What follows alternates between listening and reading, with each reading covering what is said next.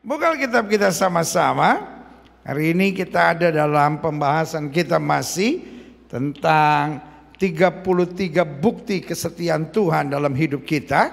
Sama-sama bilang sama saya, kesetiaan Tuhan saya sungguh terbukti. Sekali lagi sama-sama bilang, kesetiaan Tuhan saya sungguh terbukti. Berikan tepuk tangan yang meriah buat Tuhan. Nah, saudara-saudara yang ibadah online, ketik di live chat saudara, kesetiaan Tuhan saya sungguh sangat terbukti.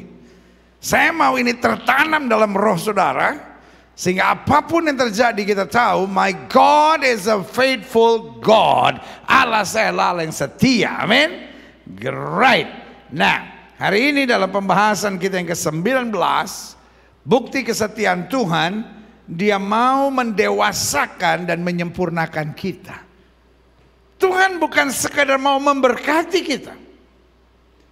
Saya percaya blessing just only tools of God. Saya percaya bahwa berkat hanyalah alat Tuhan.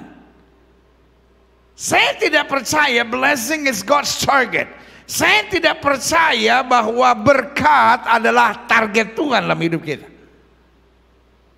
Ujung-ujungnya bukan Tuhan hanya mau memberkati kita, tapi ujung-ujungnya Tuhan mau kita dewasa dan menjadi sempurna.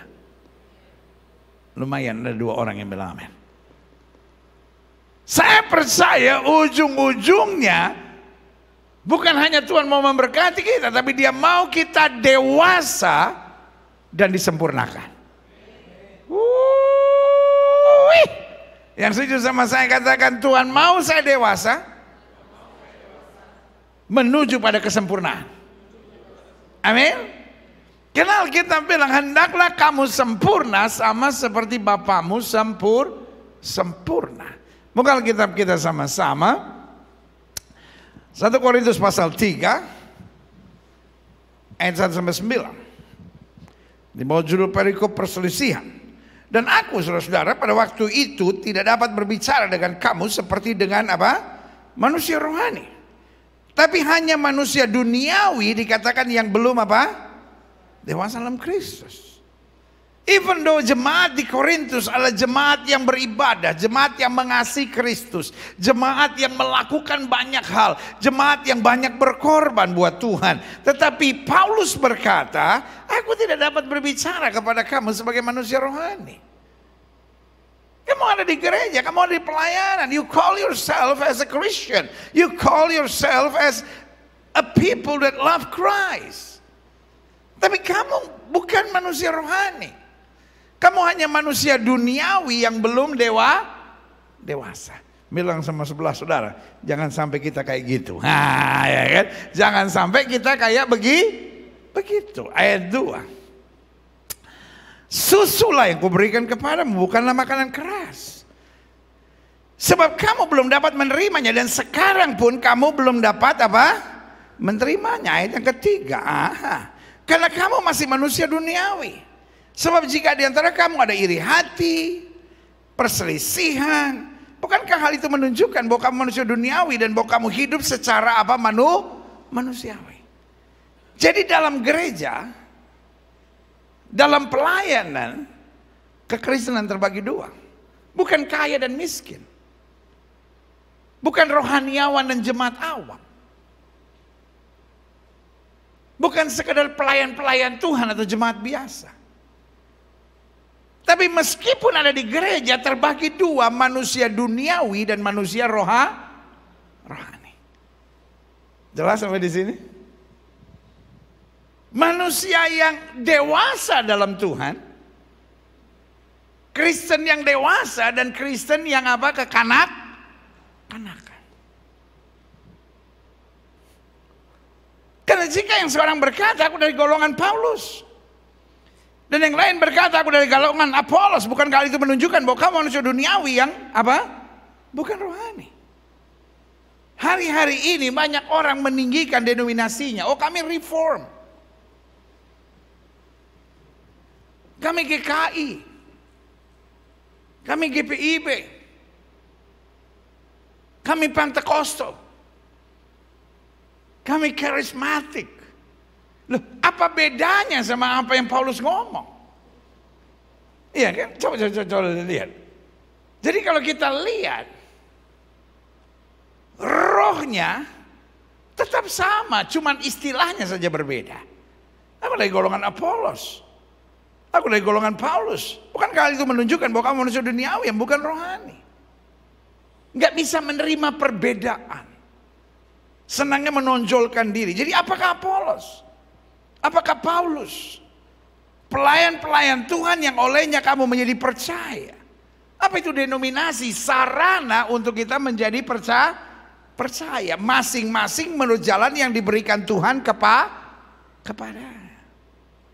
Apakah Katolik berbeda dengan karismatik? Apakah Katolik berbeda dengan Pentakosta? Apakah GKI, GPIB, HKBP berbeda dengan Reform? Denominasi yang berbeda pasti mengakibatkan doktrin yang berbeda. Tetapi remember, kita pegang Alkitab yang satu. Amin. Kita menyembah Yesus yang satu. Kita menghadapi setan yang sama. Kita menuju surga yang sama. Amin. Jadi perbedaan doktrin hanya diributkan oleh orang-orang yang belum dewasa.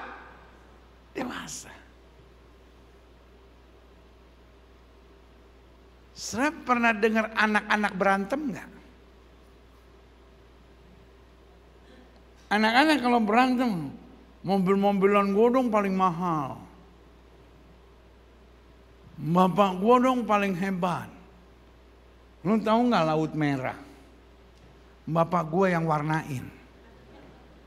Yang satu bilang, nggak usah belagu lu. Lu tahu laut mati nggak? Bapak gue yang bunuh. Iya kan? Kalau orang Manado bilang anak kecil itu suka baterek gitu, iya kan? Suka saling apa? Menonjolkan diri. Ngerti nggak mau saya? Jadi kalau kita masih menonjolkan diri, merasa saya yang paling hebat, saya yang paling rohani, itu menunjukkan apa? Kekanak-kanakan kita. Ngerti nggak saudara? Ya, kita lihat selanjutnya.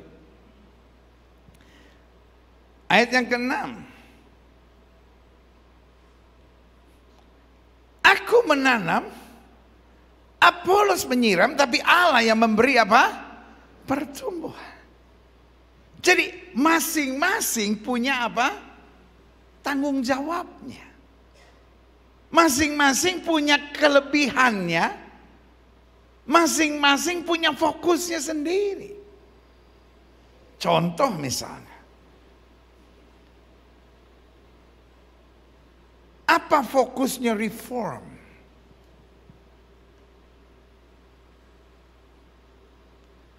Sola fide, hanya oleh iman. Sola gratia, hanya oleh anugerah. Sola scriptura, hanya oleh firman. Iya kan? Apa fokusnya karismatik? Pengalaman dengan Tuhan. Apa fokusnya Pentakosta? Api pekabaran Injil. Jadi masing-masing punya fokus. Kalau kita mau mengkritik bisa enggak? Ya saudara, Messi lagi main aja kita bisa kritik. Tapi pertanyaannya, kita bisa main seperti Messi enggak? Jauh.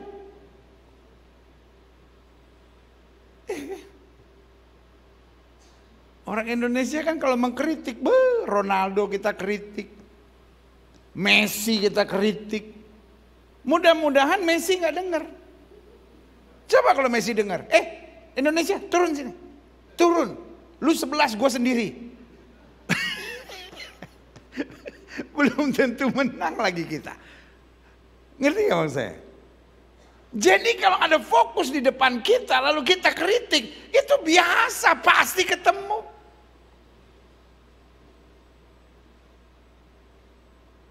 Tetapi orang dewasa melihat perbedaan sebagai kekayaan. Yang setuju katakan yeah. Jelas sampai di sini? Ayo kita lihat selanjutnya. Karena itu yang penting, bukanlah yang menanam atau menyiram, melainkan Allah yang memberi apa? Pertumbuhan, kemajuan, kedewasaan. Ini yang Tuhan cari. Setuju? Yang paling penting bukan who are the best, tapi bagaimana dengan apa yang ada pada kita, kita mengasihi, kita melayani, kita jadi berkat, kita hidup benar, kita memberitakan Injil dan menjadi alat dalam tangan Tuhan. Yang setuju katakan yeah. Ayat yang ke-8. Baik yang menanam maupun yang menyiram adalah sama, dan masing-masing akan menerima apa? Upahnya sesuai dengan kritikannya. Pekerjaannya sendiri. I love this verse. Ayat yang ke-9 kita harus baca sama-sama. Karena kami adalah apa? Kawan sekerja Allah. Kamu adalah apa? Ladang Allah, bangunan Allah. Ketika kita menyadari kami adalah kawan sekerja Allah, ayat ini tidak bilang hanya kami yang kawan sekerja Allah. Mereka itu serigala-serigala busuk. Kadang-kala kan kita selalu berpikir demikian.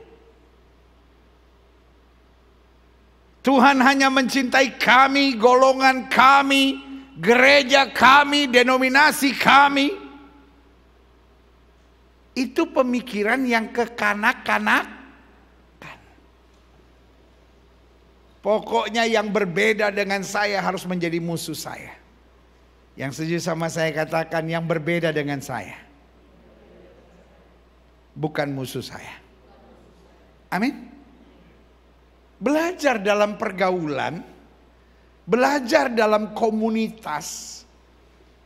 Jangan jadi orang cupet yang hanya bisa bergaul dengan circle saudara sendiri. Jangan jadi orang cupet yang orang sekarang bilang, gue cuma bisa bergaul sama orang sefrekuensi gue. Radio itu banyak frekuensinya. Semua frekuensi sudah senang nggak? Hello? Ada yang frekuensinya berita, ada yang frekuensinya bicara tentang humor, ada yang dangdut, ada yang kampungan banget, ada yang norak banget. Tapi jangan dibunuh semua, biarkan aja. Setuju? Pak, Bu, sorry ya. Kalau dalam pergaulan kita hanya bisa bergaul sama orang sefrekuensi kita, hidup itu sempit. Saya baca Alkitab, I'm proud of my Bible. Saya bangga dengan Alkitab saya. Alkitab saya luar biasa, standar value of life-nya begitu tinggi. Bayangkan Alkitab saya bilang, kasihilah Tuhan Allahmu dengan segenap hatimu, segenap akal budimu, segenap kekuatanmu, dan kasihilah sesamamu manusia. Alkitab saya tidak bilang kasihilah seimanmu saja, sebab yang lain kafir busuk. No. Alkitab saya bilang kasihilah sesamamu manusia seperti dirimu sendiri. Yang berbeda pandangannya dengan saudara manusia bukan? Hello? Yang berbeda pandangan dengan kita manusia bukan? Yang gak suka sama kita manusia bukan? Yang mengkritik kita, yang menegur kita manusia bukan? Karena mereka manusia, kata Alkitab, kasihilah sesamamu. Berikan tepuk tangan yang meriah buat Tuhan. Orang-orang yang dewasa melihat perbedaan sebagai kekayaan.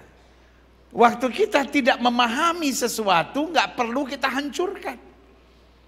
Waktu kita tidak memahami sesuatu, kita belajar. Kenapa ini orang kok kepala batu ya? Kenapa ini orang kok nyerang terus ya? Kenapa orang ini kok kata-katanya selalu melukai, menghina, merendahkan? Kita nggak perlu datang orang itu, kerasukan setan lu, kerasukan setan lu. Kok kita jadi kekanak-kanakan begitu? Saya tidak bilang kita harus dekat sama semua orang. Ada orang-orang dalam hidup ini yang toksik, ada orang-orang dalam hidup ini yang toksik. Untuk itu we have to distance. Kita harus jaga jarak, saudara-saudara. Tetapi bukan berarti kita tidak mengasihi, bukan berarti kita tidak mendoakan, bukan berarti kita tidak belajar memahami orang tersebut. Menghadapi toxic people, minimal kita belajar. Saya tidak boleh hidup seperti itu. Sehingga kita bisa hidup dalam kasih.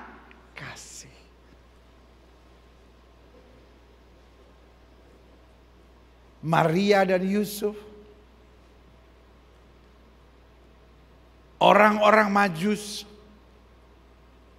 gembala-gembala di padang mengerti betul. Herodes is a toxic people. Pertanyaan saya, perlu nggak orang-orang Majus datangi Herodes dan bilang, lu kerasukan setan des? Maksudnya Herodes. Enggak. Pelajaran dari orang Majus mengajar kepada kita bagaimana menghadapi toxic people.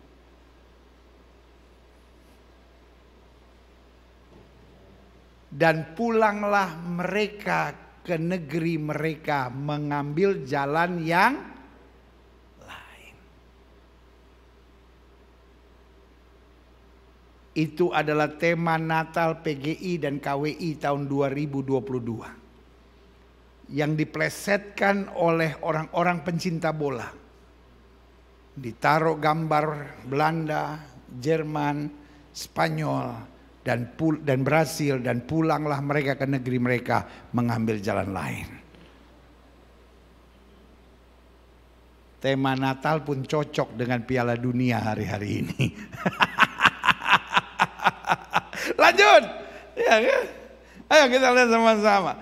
2 Tesalonika 1 ayat 11 sampai 12. Karena itu kami senantiasa berdoa juga untuk kamu, supaya Allah kita menganggap kamu layak bagi panggilannya dengan kekuatannya. Nah, apa panggilannya dalam hidup kita dengan kekuatannya? Yaitu menyempurnakan kehendakmu untuk berbuat baik dan menyempurnakan segala pekerjaan imanmu. Jadi target Tuhan, panggilan Tuhan dalam hidup kita agar kita dewasa dan sempurna. Karena kalau kita dewasa dan sempurna, akibatnya ayat yang ke-12 berlaku. Sehingga nama Yesus Tuhan kita apa? Dimuliakan di dalam kamu dan kamu di dalam Dia menurut kasih karunia Allah kita dan Tuhan Yesus Kristus. Meskipun kita cinta Yesus, meskipun kita aktif pelayanan, tapi kalau kita nggak dewasa,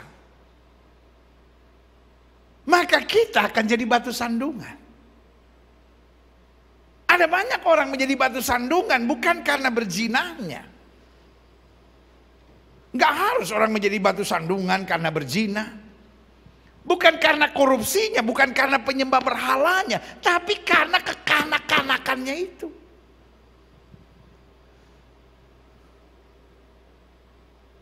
Penuh dengan kesombongan, penuh dengan sikap kepala batu, arogan, mau menang sendiri. Sehingga orang kan melihat kita dan berkata, kok anak Tuhan kelakuannya kayak gini ya, klik. Aha. Ibrani 10 ayat 14. Sebab oleh satu korban saja, maksudnya pengorbanan Kristus di atas kayu salib, ia telah menyempurnakan untuk selama-lamanya mereka yang ia kuduskan. Jadi jelas ya. Saya harap saudara mengerti bahwa target Tuhan bukan hanya untuk memberkati kita. Karena blessing is just only tools. Tetapi target Tuhan melalui berkat yang Dia sediakan dalam hidup kita, supaya kita makin dewasa dan makin disempurnakan. Klik. Aha. Jadi saya coba simpulkan begini. Waktu saya ngomong begini, saya percaya setiap kelompok ada aja yang gak setuju. Masalah terbesar gereja di akhir zaman bukanlah setan. Saya percaya ada kelompok-kelompok yang akan berkata masalah terbesar gereja di akhir zaman adalah setan. Tetapi saya yakin roh di dalam kita lebih besar dari roh yang dalam dunia ini. Betul kita masih fight the battle. Betul kita masih alam peperangan rohani, tetapi kemenangan buat kita pasti.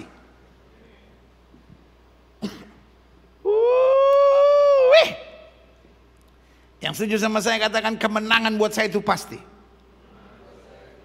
Saudara-saudara yang ada di ibadah online, ketik di live chat, saudara, kemenangan buat saya itu pasti. The devil is no more my biggest enemy. Setan bukan lagi musuh terbesar saya. Alkitab saya sudah menjamin, lawanlah iblis maka iblis akan lari. Kalau sampai iblis berkuasa bukan karena kuasa dalam diri saya kurang, tetapi karena pengertian dalam diri saya kurang. Jelas? Sama-sama bilang sama saya, bukan karena kuasa kurang, tapi karena pengertian saya kurang. Klik. Aha. Nah sekarang saya jelaskan kenapa saya percaya bahwa my biggest enemy no more the devil. Karena setan sudah dihancurkan Kristus di atas kayu salib. Yang setuju katakan yeah. Setuju sampai di sini? Nah, klik. Akhirnya saya simpulkan begini. Masalah terbesar gereja di akhir zaman adalah orang-orang percaya yang belum dewasa dan tidak mau disempurnakan. Kalau saya boleh tambahkan, saya bilang masalah terbesar gereja bukanlah setan. Dan masalah terbesar gereja juga bukanlah teroris.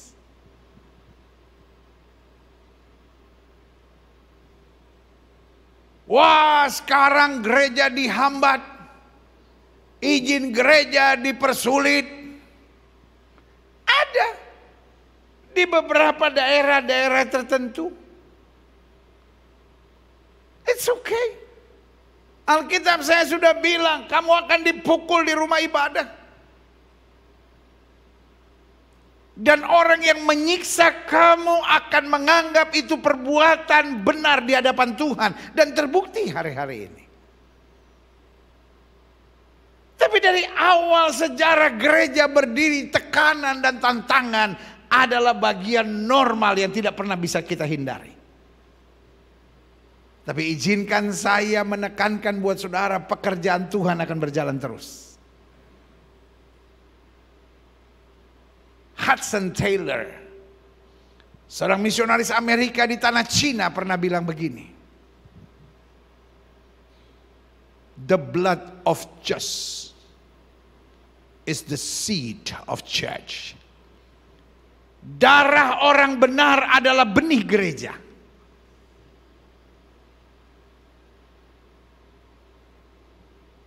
Tahukah saudara? Sejarah gereja membuktikan di mana ada tekanan, disitulah pekerjaan Tuhan makin dahsyat. Jadi kalau setan membuat tekanan buat gereja, kita tertawa. Kita bilang setan goblok.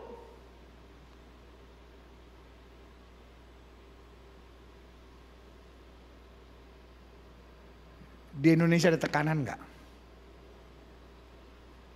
Pertanyaan saya, Pekerjaan Tuhan berjalan terus nggak? Di Cina ada tekanan nggak? Coba lihat pertumbuhan gereja di Cina. Di India gereja ada tekanan nggak? Coba lihat pekerjaan Tuhan di India. Di Pakistan, kalau saudara baca sejarah, saudara lihat apa yang terjadi hari-hari ini, pekerjaan Tuhan dahsyat. Tapi coba lihat di Amerika, coba lihat di Eropa, gereja dijual. Di Pakistan nggak ada gereja dijual. Di India nggak ada gereja dijual. Di Indonesia boro-boro gereja dijual. Bioskop disewa untuk gereja. Mall disewa untuk gereja. Setuju? Itu yang saya bilang. Jadi kalau setan kasih tekanan buat kita, kita ketawain. Bego lu. Makin ada tekanan, kita makin melesat dan melihat kemuliaan Tuhan dinyatakan. Dan saya katakan amin. Yang membuat kacau gereja, yang membuat kacau pekerjaan Tuhan adalah apa? Nah ini dia. Orang-orang percaya yang belum dewasa dan tidak mau disempur. Ini yang bikin adu domba. Ini yang bikin kecewa. Makanya saya catat di sini, klik. Aha. Karena mereka lah orang-orang yang kekanak-kanakan dan tidak mau disempurnakan, yang senang menebar perpecahan dan perselisihan dalam tubuh Kristus. Yang kedua, mereka lah yang senang mengkotak-kotakan siapa yang lebih rohani dan lebih berkenan pada Tuhan. Oh, gereja kamu gereja yang di halaman itu. Oh, kamu Pentakosta yang cuma berisik-berisik ya. Cuman gereja yang menekankan tentang diberkati, teologi kemakmuran, seneng gitu. Kalau berbeda langsung dicap sesat, dicap nggak bener gitu. Dan ini kan yang mengkotak-kotakan, ini yang menghambat kemajuan pekerjaan Tuhan. Yang ketiga, karena mereka lah yang banyak menimbulkan kekecewaan dan kepahitan dalam pelayanan. Coba kalau dalam pelayanan saling ngomongin orang, saling memfitnah, saling menjelekan. Oh dia tuh pelayanan-pelayanan, tapi orangnya angkuh ya. Dia pelayanan-pelayanan, tapi kayaknya eksklusif gitu, gak mau bergaul sama kita. Dia tuh kayaknya pelayanan-pelayanannya, tapi terlalu menonjolkan diri. Ada banyak orang keluar dari pelayanan bukan karena setan. Bilang sama sebelah saudara, karena lu.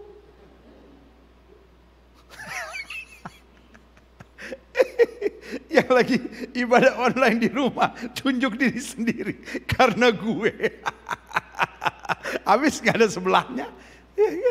Kalau ada sebelah lu ngomong karena lu gitu. Kalau gak ada terpaksa ngomong sama diri sendiri.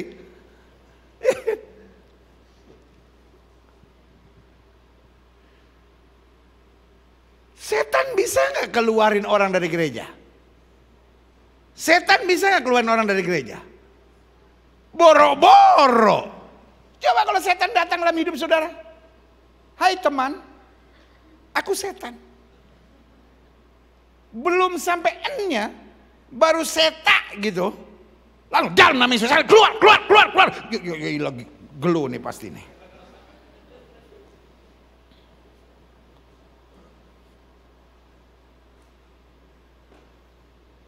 Kalau setan mulai coba nyerang kita, setan udah tahu kita makin kenceng doa.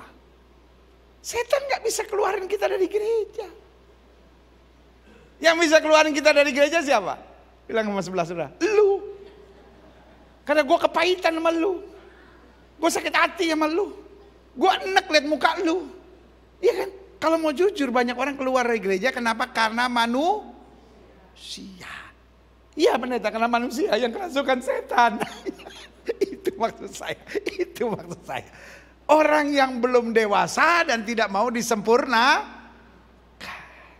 Taruh tangan kanan sudah di dada. Sama-sama bilang, jangan sampai gue dipakai setan. Amin. Amin. Ya, kan? Ada banyak suami dipakai setan. Sampai istrinya stres di rumah. Ada banyak istri dipakai setan sampai suaminya stres di rumah. Ngerti gak mau saya?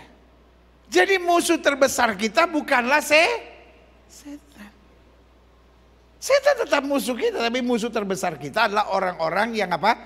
Tidak dewasa dan tidak mau disempurnakan. Selanjutnya klik. Karena merekalah yang menjadi penyebab pekerjaan Tuhan tidak maju. Karena terlalu banyak berdebat dan menjadikan pelayanan ribet. Makanya selalu saya bilang, di mana ada keribetan, pasti tidak akan ada kemajuan. Bilang sama sebelah saudara, lu sih baik tapi suka ribet. Bu, jangan ribet ya Bu ya. Pak, jangan ribet. Adik-adik muda jangan ribet. Dan tolong saya sebagai gembala saudara. Kalau cari pasangan teman hidup, jangan yang ribet. Biarlah orang yang ribet mendapat pasangan teman hidup yang ribet. Sehingga sesama ribet jangan saling mendahului.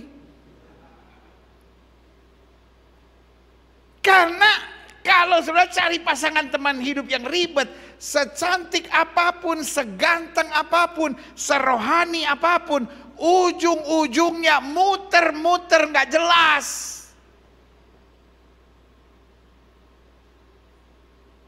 Orang-orang yang dipakai Tuhan pasti gak ribet. Yesus adalah Tuhan yang gak ribet.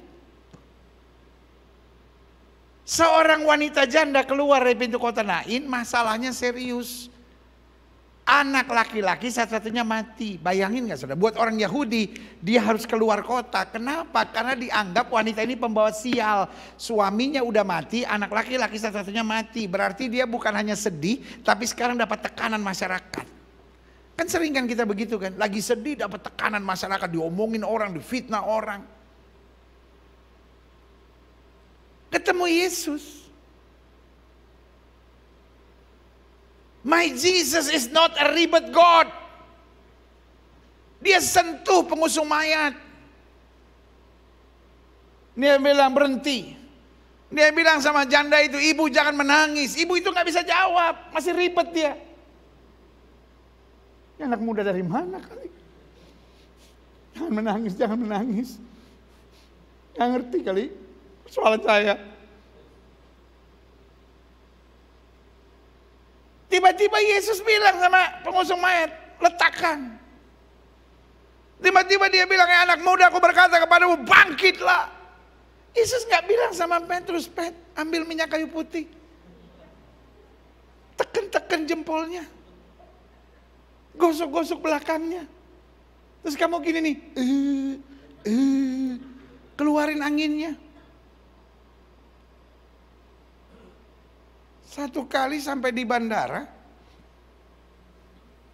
saya baru dapat kabar pesawat saya delay 2,5 jam. Astaga, mau bikin apa saya ini 2,5 jam? Akhirnya saya cari tempat apa itu namanya? Yang ujuk-ujuk kaki orang itu. Refleksi. Saya pikir refleksi aja coba-coba. Saya refleksi. Dia mulai.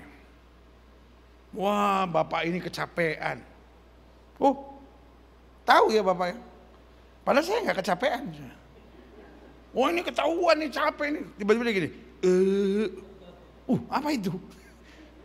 Saya tanya kan. Bos, apa itu bos? Nih anginnya pada keluar. Anginnya siapa? Ya anginnya bapak ini. Terus keluarnya di mana? Ya ini keluar di saya nih. Ada Bluetooth ini. Sampai hari ini saya nggak bisa pikir bagaimana anginnya saya punya keluarnya lewat dia. Dalam hati saya, Bapak, Kau pikir saya bodoh kah? Emang ada Bluetooth? Ribet ini orang. Ya. Saya bayangin seandainya Yesus sama kayak Bapak itu. Ribet loh. Pet, minyak kayu putih. Sekali minyak tawon sekalian. Nah, ya. PPO. Masih ada nggak PPO? Baru gosok-gosok kakinya, pencet-pencet jempolnya, lalu kerik. Orang Indonesia ini punya obat-obat yang mengerikan. Ya. Orang dikerikan seperti bruises gitu kan, merah-merah semuanya. Orang Amerika paling takut, tatonya orang Indonesia.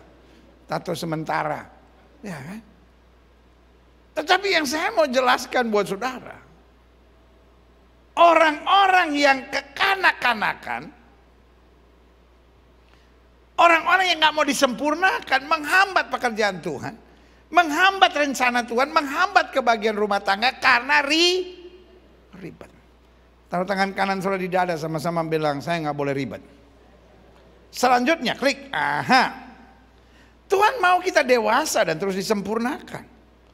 Yang pertama, kita dewasa dan disempurnakan dalam apa? Dalam kasih dan kesabaran kita. Supaya kita mengasihi tanpa syarat dan jadi orang yang sabar. Yang kedua, kita harus dewasa dan terus disempurnakan dalam iman dan apa? Pengharapan. Karena orang benar akan hidup oleh iman. Jangan beriman seminggu, setelah seminggu gak dapat yang kita harapkan, kita ngambek, kita kecewa sama Tuhan. Karena iman akan terus disempurnakan lewat berbagai pergumulan. Yang ketiga, Tuhan mau kita dewasa dan terus disempurnakan dalam apa? Ketaatan dan perjuangan kita. Sampai kita lihat mahkota, sampai kita melihat janji Tuhan digenapi. Yang keempat, Tuhan mau kita dewasa dan terus disempurnakan dalam apa? Dalam pemikiran dan hati kita. Paulus bilang, ketika aku kanak-kanak, aku berpikir seperti kanak-kanak, aku merasa seperti kanak-kanak, aku berkata-kata seperti kanak-kanak. Tapi setelah aku dewasa, aku meninggalkan. Sama-sama bilang sama saya, meninggalkan. Haleluya. Klik selanjutnya. Yang terakhir saya pelajari, adapun dia mendewasakan dan menyempurnakan kita sebagai bukti kesetiaan Tuhan. Yang pertama, dengan menanamkan di hati kita bahwa firman Tuhan adalah dasar kekuatan kita. Orang-orang yang dewasa tidak berharap pada manusia. Yang setuju katakan amin. Orang-orang yang dewasa tidak berharap pada perhitungan logikanya. Orang-orang dewasa tidak mengandalkan perasaannya. Tetapi orang-orang dewasa percaya betul. Dasar segalanya adalah firman. Sama-sama bilang sama saya, dasar segalanya adalah firman Tuhan. Dasar pengharapan kita, dasar value of life, dasar keputusan-keputusan kita, semuanya adalah firman Tuhan. Lalu yang kedua, orang-orang yang Tuhan dewasakan, dia mendewasakan dan menyempurnakan kita. Yang pertama, dengan menanamkan di hati kita firman Tuhan adalah dasar kekuatan kita, dasar kehidupan kita, dasar keputusan kita, dasar tindakan kita. Yang kedua, dia mendewasakan dan menyempurnakan kita dengan melatih kita melalui jalan-jalan yang sukar. Minggu lalu kita sudah belajar. Indeed, Jesus loves us, but He will never spoil us. Dia mencintai kita, tapi Dia tidak pernah memanjakan kita. Cerita Natal berbicara bahwa Yusuf melalui jalan yang sukar, Maria melalui jalan yang sukar, orang-orang Majus melalui jalan yang sukar. Tetapi itu justru yang mendewasakan. Kalau hari-hari ini rumah tanggamu sedang melewati jalan yang sukar, bisnismu sedang menghadapi jalan yang sukar, katakan dengan iman, saya sedang ada di jalan yang benar. You are on the right track, my friend. Karena jalan yang benar dari Tuhan bukanlah jalan yang indah dan berbunga. Tapi jalan yang kadang-kala bumpy road, tapi ujung-ujungnya selalu kemuliaan Tuhan yang terjadi. Berikan tepuk tangan yang meriah. Yang terakhir, saya undang pemain musik maju ke depan. Adapun dia mendewasakan dan menyempurnakan kita dengan menyadarkan kita tentang mana yang sekadar enak atau mana yang benar dan membangun. Ternyata hidup ini bukan sekadar enak, untung, dan memuaskan. Hidup ini soal benar, membangun, dan menjadi berkat.